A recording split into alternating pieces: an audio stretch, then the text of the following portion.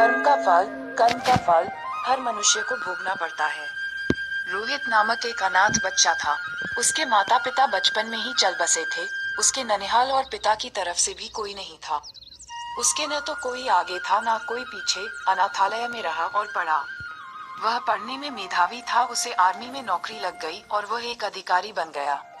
अब सेना के साथ ही रहता, कभी भी घर वापस नहीं आता क्योंकि उसका कोई था नहीं। उसने शादी भी नहीं की थी। उसे जितनी सैलरी मिलती थी वह सब बचा लेता था।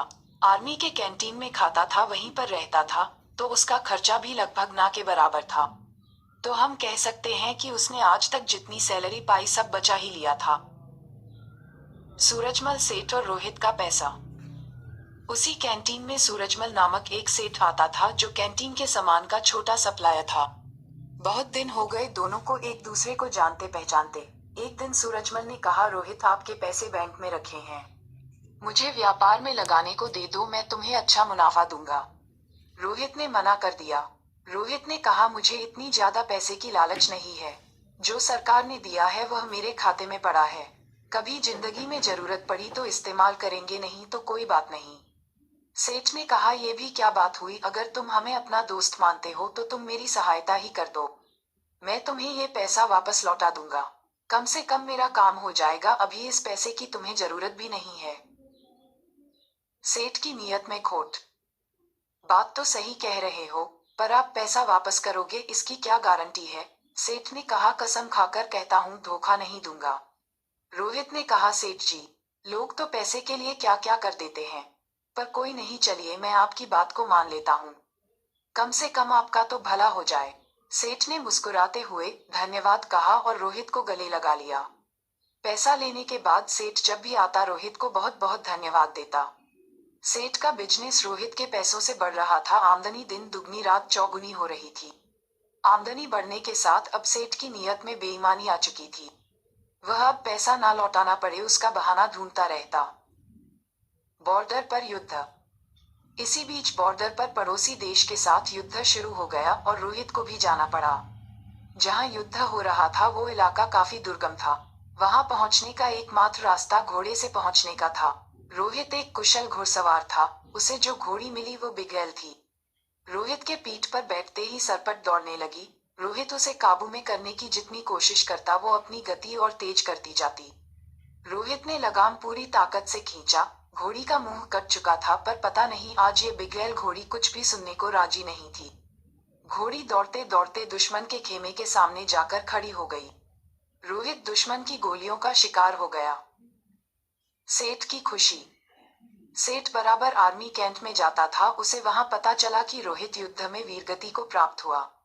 सेठ ने वहां काफी दुख दिखाया और कैंट से बाहर आते ही खुशी से झूम उठा।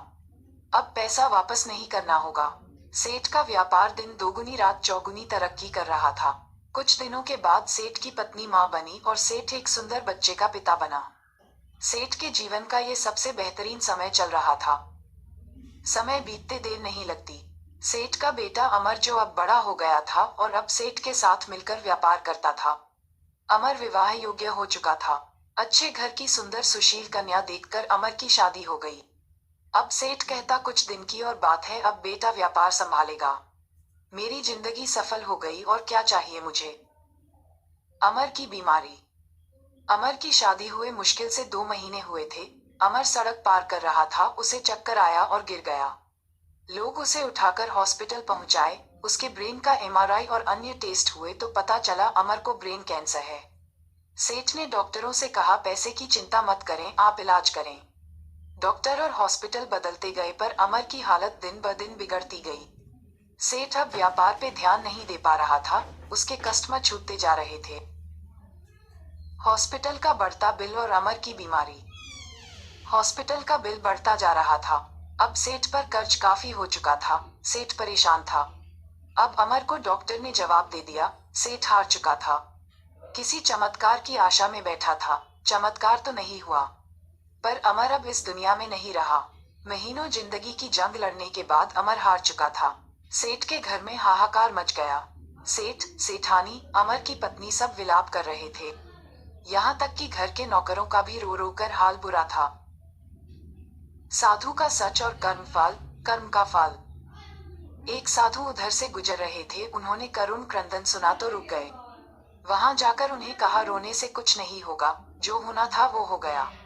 सेठ गुस्से में बोला, मेरे साथ ही क्यों? साधु ने कहा, सब कर्म का फल है, यहीं चुका कर जाना होता है। आज बहुत रो रहे हो, कल तो तुम बहुत हंस रहे थे। सेठ ने कहा, मैं कुछ समझा नहीं महाराज। साधु ने कहा, तुमने अपने व्यापार के लिए उधार पैसे लिए थे।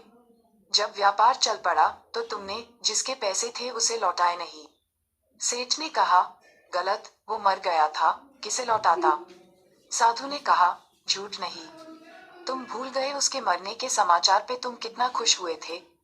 उस दिन तुमने मिठाई बांटी थी। क्या मिठाई बांटना सही था? तुम उसके पैसे को सरकार को या अनाथालय या किसी जरूरतमंद को दे सकते थे, पर तुमने नहीं दिया। तुम्हारी नीयत में खोट थी। शर्मिंदा सेठ और कर्म का फल। सेठ शर्मिंदा था। आज सेठ वहीं पर खड़ा था जहां पर आज से 20 साल पहले खड़ा था। आज ना तो पैसे थे, न व्यापार और ना ही पुत्र, और ढेर सारा कर्ज था। साधु ने कहा, ये तुम्हारा पुत्र वही लड़का रोहित था, ये अपना हिसाब करने आया था, हिसाब कर लिया और चला गया। जितना उसने तुम्हें दिया था सूद सहित वापस ले लिया। तुमने उसकी शिक्षा, शादी, हॉस्पिटल सब पर खूब खर्च किया। जब वो गया तुम्हें भिखारी बनाकर गया।